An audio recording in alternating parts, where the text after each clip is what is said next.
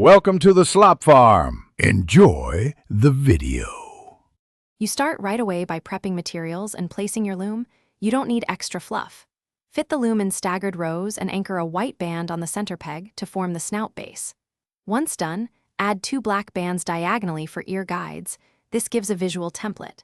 Make single forward loops on adjacent pegs to establish the jawline because a stable base prevents gaps later.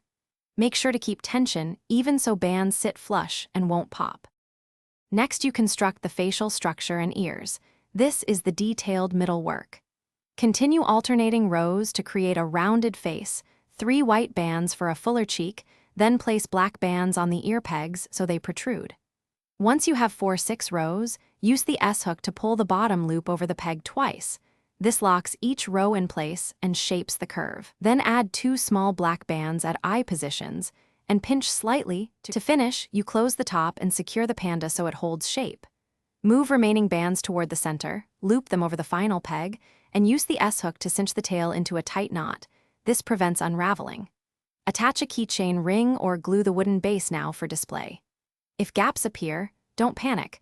Reweave 1 or 2 rows and pull each band slightly to even tension. Make sure to trim or tuck stray bands before final attachment. Thanks for watching. Consider subscribing if we helped you today.